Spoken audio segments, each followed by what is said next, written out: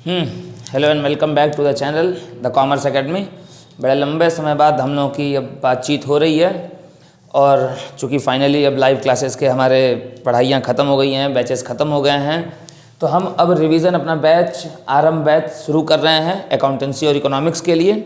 और हमारी जो बेसिक शुरुआत होगी वो partnership that is of 36 marks, the company accounting that is of 24 marks and the financial that is of 20 marks. इस पे हम स्टेप बाय स्टेप पढ़ेंगे।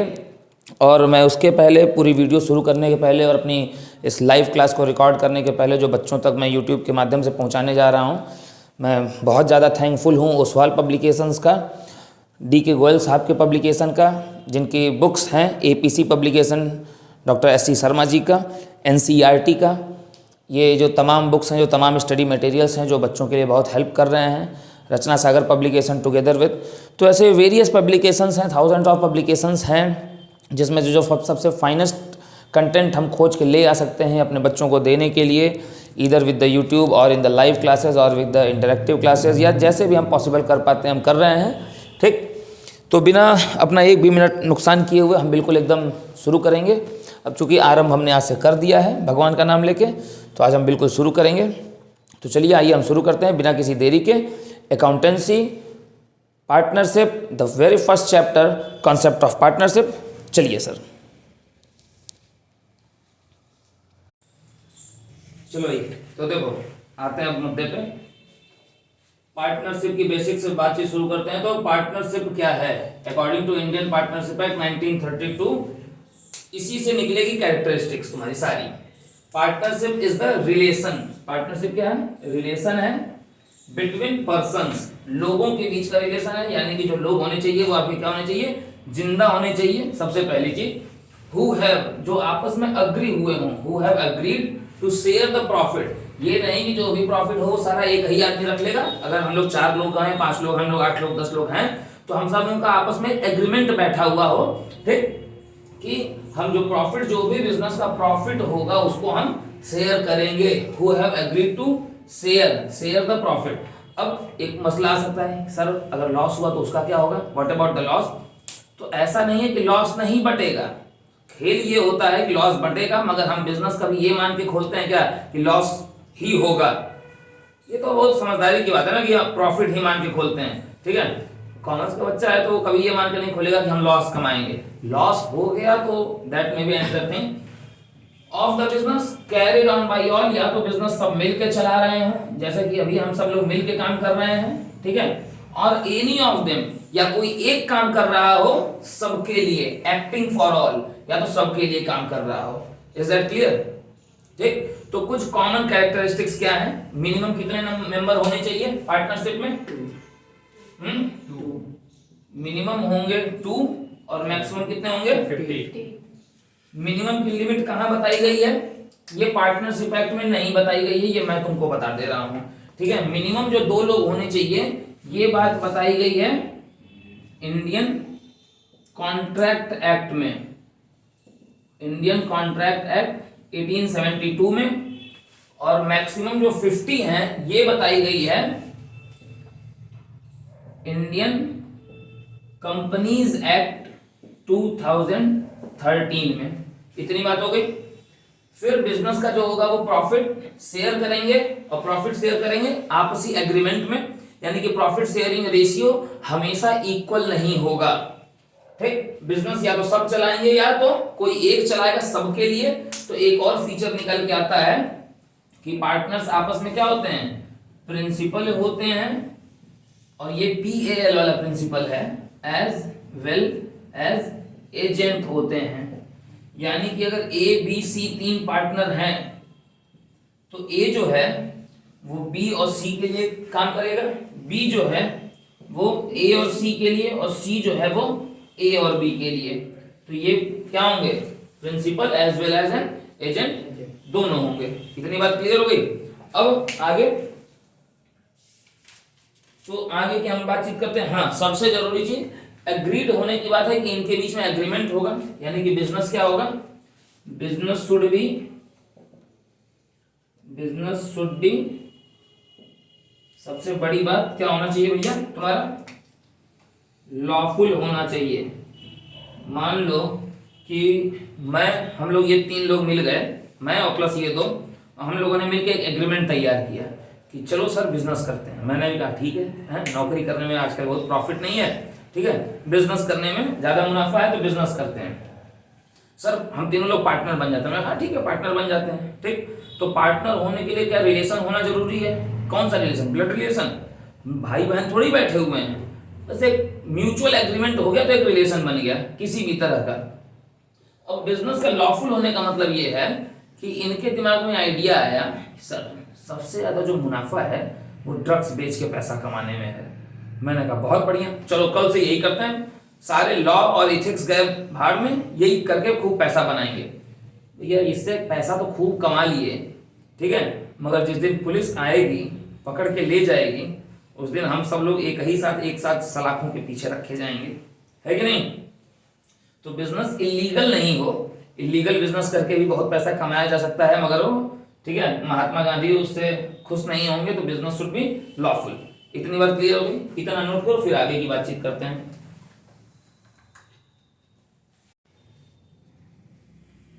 चलो ये आगे के मसले कुछ बातचीत कर लें। पार्टनरशिप डीड क्या होती है? तो डीड का मतलब क्या हो गया?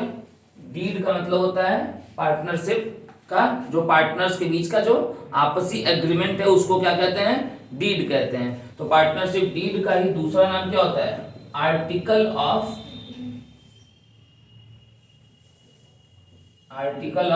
पार्टनरशिप, इसका दूसरा नाम भी होता है, ठीक है, ये तुम नोट कर लोगे। और डीड क्या होनी चाहिए? रिटन होनी चाहिए, ओरल होनी चाहिए, या ऑप्शनल, ठीक है।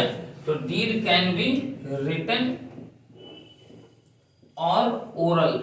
मतलब मैं क्या कह रहा हूं, डीड जो होगी वो तुम्हारी रिटन भी हो सकती है और ओरल भी हो सकती है। इट मींस पार्टनरशिप डीड को लिखना या मुंह से बोल के होना कोई जरूरी नहीं है, ये ऑप्शनल है। उसके बाद अगली हमारी क्या चीज जानने की है? रूल्स क्या लगेंगे अगर डीड लिखी ही नहीं गई, हमारे आपके बीच में एग्रीमेंट हुआ ही नहीं, तो कुछ चीजों के लिए लड़ाइयां हो सकती हैं ना, बिल्कुल हो सकती हैं। तो उन चीजों से बचने के लिए कुछ चीजों के लिए रूल बना दिए गए हैं। जैसे अगर मान लो कि जब डीड लिखी गई थी तब मैंने बोला था कि आधा मैं लूंगा, 3 पार्टनर हम लोग हैं, ए बी और सी, ठीक है, मैं ए हूं, ये दोनों लोग बी और सी हैं, ठीक है। तो मामला ये हुआ कि मैंने कहा कि जो भी प्रॉफिट होगा उसका आधा मैं लूंगा और बचे हुए आधे में से ये दोनों लोग आधा आधा लेंगे। मेरी बात ध्यान से सुनना, जो भी प्रॉफिट होगा उसका 50% मेरा और रेस्ट ऑफ द 50% में से, ठीक है, 50-50 ये लोग लेंगे। तो हमारे इनके बीच में रेशियो क्या बनेगा? 2-1-1 ये बनेगा, ये एग्रीड रेशियो है, ठीक। मगर अगर कुछ कहा ही नहीं गया होता प्रॉफिट को लेने के लिए, डिस्ट्रीब्यूशन के लिए, तो इसके लिए ये बात जान लो कि अगर कोई डीड में कुछ नहीं लिखा हुआ है तब कौन सा रूल चलेगा। तो सबसे पहली बात हम कर लेते हैं पीएसआर। पीएसआर मतलब हो गया सर प्रॉफिट शेयरिंग रेशियो। वो क्या होगा? इक्वल, ठीक। इंटरेस्ट ऑन कैपिटल नहीं मिलेगा, इंटरेस्ट ऑन ड्रॉइंग नहीं चार्ज की जाएगी, नॉट चार्ज्ड, ठीक। इंटरेस्ट ऑन लोन, कौन सा इंटरेस्ट ऑन लोन? लोन आपने लिया है कि लोन आपने दिया है, टेकन की बात है, ठीक है। ये क्या होगा? 6% पर एनम, ठीक है, पूरे साल भर का। बाकी अगर क्वेश्चन में 4% लिख दिया तो भाई अगर डीड में 4 की बात है तो 4 लोगे, डीड में 12 की बात है 12 लोगे, डीड में 50 की बात है 50 लोगे। भाई जो डीड में लिख दिया वो एग्रीमेंट में जो लिख दिया गया वो बात वैलिड है, और अगर एग्रीमेंट में कुछ नहीं है तो 6%। किसी भी तरह का पार्टनर को मिलने वाली सैलरी, किसी भी तरह का पार्टनर को मिलने वाला कमीशन या कोई और बेनिफिट नॉट एप्लीकेबल, एनए, ठीक है, नहीं मिलेगा। ये बात याद रहेगी, इसको नोट करो, फिर चलेंगे आगे।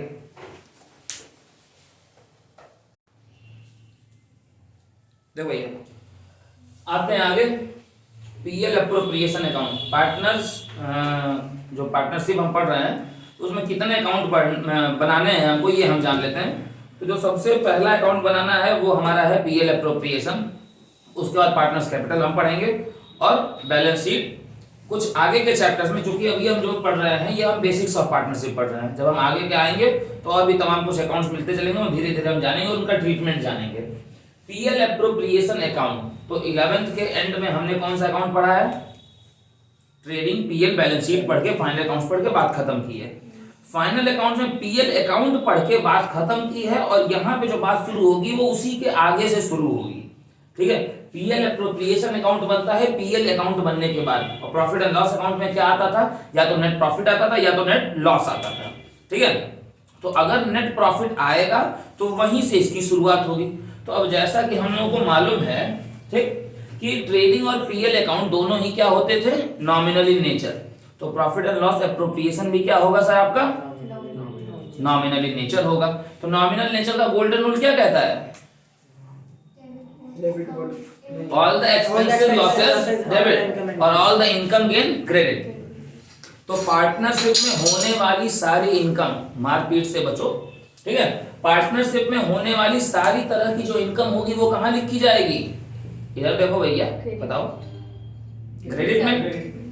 पार्टनरशिप में होने वाली सारी तरह की इनकम किधर लिखी जाएगी? क्रेडिट। और सारे एक्सपेंसेस पार्टनरशिप से रिलेटेड डेबिट साइड। अब पार्टनरशिप से रिलेटेड कितने एक्सपेंसेस हो ही सकते हैं मास्टर साहब? अरे सारे वही एक्सपेंसेस होंगे जो पार्टनर के लिए हो रहे हैं, और क्या हमारे लिए कर रहे होगा, हैं? तो सबसे पहले इनकम नोट कर लें, इनकम। अब पार्ट पीएल में, प्रॉफिट एंड लॉस अकाउंट में 11th में नेट प्रॉफिट हुआ था, तो वो नेट प्रॉफिट कहीं ट्रांसफर होगा? वहां पे तो तुमने पढ़ा था कैपिटल अकाउंट में ट्रांसफर होगा, ठीक। अब चूंकि वहां पे कैपिटल अकाउंट में इसलिए ट्रांसफर हो जाता था, एक ही आदमी होता था। अब यहाँ पे तो पार्टनर है, और पार्टनर एक से ज्यादा होते हैं, मतलब कई सारे लोग हैं। तो कई सारे लोगों में पैसा बांटने के पहले उन लोगों के लिए कुछ और भी जिम्मेदारियां होंगी, उसके लिए जो अकाउंट बना वो पीएल एप्रोप्रिएशन बना। तो सबसे पहले आप नेट प्रॉफिट उतारेंगे, बाई नेट प्रॉफिट, ठीक है, जो आप उतारेंगे, जो नेट प्रॉफिट सवाल में गिवन होगा आपका, ये वो नेट प्रॉफिट है। आप इसको ढंग से अगर पूरा लिखते हैं तो हम इसको लिखते हैं by net profit transferred from profit and loss account, ये हम इसको ऐसे लिखते हैं पूरा, ठीक। अब इनकम हो गई क्रेडिट साइड में, एक्सपेंसेस डेबिट में लिख लें। पार्टनर से रिलेटेड क्या क्या एक्सपेंस हो सकता है? पार्टनर से रिलेटेड एक हो सकता है पार्टनर की सैलरी, तो 2 पार्टनर सैलरी। फिर पार्टनर को दिया जाने वाला कमीशन, तो 2 पार्टनर्स कमीशन। उसके बाद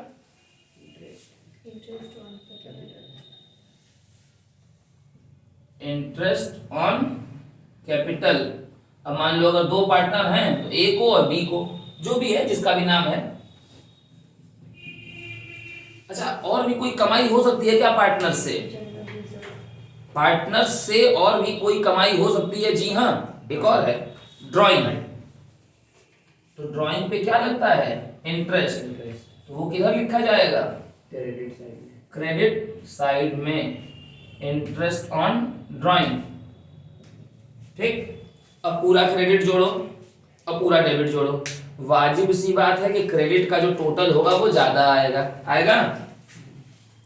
जी हाँ, वो जो क्रेडिट का जो पूरा टोटल आएगा, बोर्ड में देखो, वो जो क्रेडिट का पूरा टोटल आएगा वो आप यहां लिख लेंगे, और उसी क्रेडिट के पूरे टोटल को डेबिट साइड में आप सेम इसी फिगर को यहां उतार दोगे।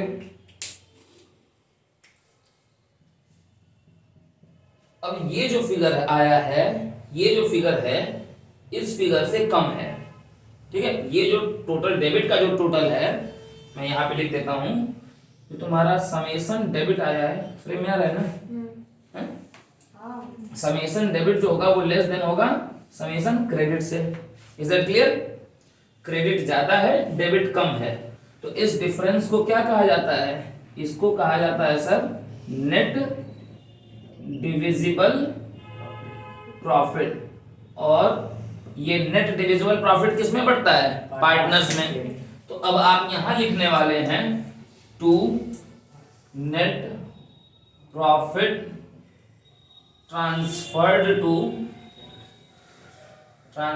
टू किसको ट्रांसफर होगा? जितने पार्टनर हैं, हम मान लेते हैं अपने सिनेरियो में कि 2 पार्टनर हैं, तो 2 एक एज कैपिटल और एक बीज कैपिटल। ए और बी हम लेके चलते हैं, एक्स वाई भी ले सकते हैं, जो भी अपना नाम हो, ठीक है, अपने हिसाब से जो भी क्वेश्चन में होगा। तो हम फॉर एग्जांपल ए को बी को दे देंगे और ये टोटल जो पैसा है वो यहां लिख देंगे, हिसाब बराबर। अब बोर्ड पे 1 मिनट और देख लो, इसी पैसे को क्या कहा जाता है सर? डिविजिबल प्रॉफिट कहा जाता है। ये जो पैसा है ए और बी में किस रेशियो में बटा होगा? उनके प्रॉफिट शेयरिंग रेशियो में। मगर और क्लियर हम करें तो हम इसको लिखेंगे किसमें? इन देयर अग्रीड रेशियो, जिस रेशियो में वो अग्री हुए होंगे। और अग्री किसमें हुए होंगे? जिसमें हम आपस में बैठ के बातचीत किए, जिसमें मैं अग्री हो गया, तभी तो हम सिग्नेचर किए होंगे पार्टनरशिप डीड पे। फंडा क्लियर सर? इसका अब जर्नल एंट्री बनानी है, ठीक है। जर्नल एंट्री जो है वो हम आगे हम देख लेंगे उसका, ठीक है, उसका अगली क्लास में हम उसको देख लेंगे। फंडा क्लियर? इसको नोट करो बस। आगे हम कल क्या बातचीत करने वाले हैं? जर्नल एंट्रीज पे नहीं, जर्नल एंट्रीज पे हम बातचीत करेंगे, फर्दर ऑन कर लेंगे हम जर्नल एंट्रीज से बातचीत। अब हमको पार्टनर्स कैपिटल पढ़नी है। पार्टनर्स कैपिटल होगी जो तुम्हारी, वो कितने तरह की होगी? 2 तरह की होगी, एक फिक्स्ड और एक फ्लक्चुएटिंग, ठीक है। तो इतनी चीजों पे हम बातचीत करके खत्म करेंगे मामले को। तो यहाँ पे हम बातचीत खत्म कर रहे हैं, पॉज कर रहे हैं, ठीक है। चलो बाय बाय।